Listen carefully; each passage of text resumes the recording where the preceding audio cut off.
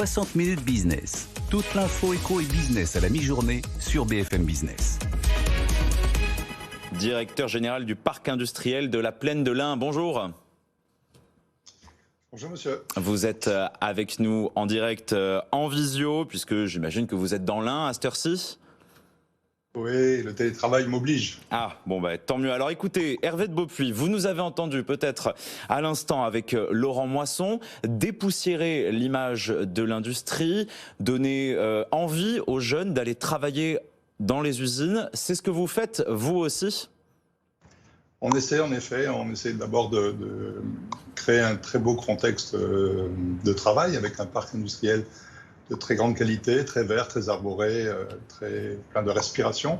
Et puis après, on travaille à la qualité des usines qu'on implante et on travaille avec les dirigeants à faire là aussi un cadre de travail attirant. Dites-moi, la France a perdu beaucoup d'usines en 40 ans. On est passé. Aujourd'hui, ça ne représente que 11%, 13%, ça dépend des études de notre PIB. Pour autant, on souhaite réindustrialiser sur notre territoire. Est-ce que cette réindustrialisation-là, elle a démarré? Est-ce que vous constatez qu'aujourd'hui, il y a une vraie envie pour créer de nouvelles usines? Alors, mon métier est déformant puisque il consiste à attirer des entreprises et des industries tout particulièrement. Mais de façon plus précise, même en 2020, année Covid s'il en est, nous avons vu l'industrie progresser sur notre parc industriel avec une croissance de l'effectif de 5%, ce qui est très significatif et très positif. Très significatif, très positif. Hugues de Beaupuy, est-ce que pour autant le sujet de la réindustrialisation, ça vous paraît prendre suffisamment de place dans la campagne présidentielle aujourd'hui ? Il y a d'autres sujets qui prennent trop de place, on va dire.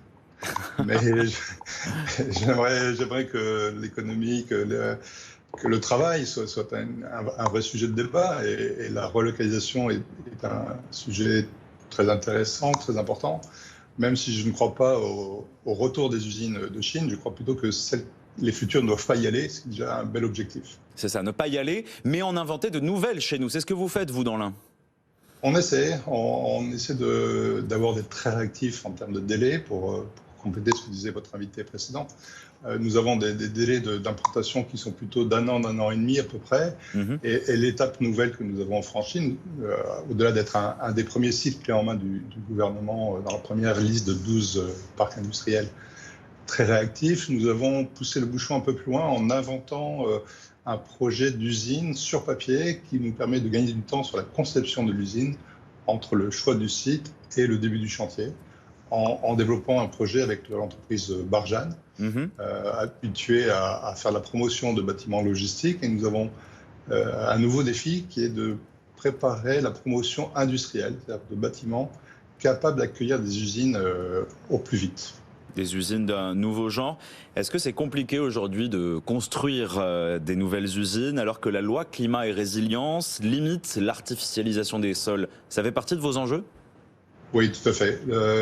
L'artificialisation des sols est très difficile à gérer. Alors, évidemment, quand il s'agit de renouveler la ville, les friches urbaines qui ont été abandonnées avec l'évolution technologique, ça se conçoit. Dans un parc industriel rural, c'est un défi différent. Nous avons de la place, même si elle s'amenuise, et il faut qu'on raisonne à densifier sans perdre en qualité de vie. C'est un nouveau challenge, mais qui est très intéressant. Beaucoup de challenges.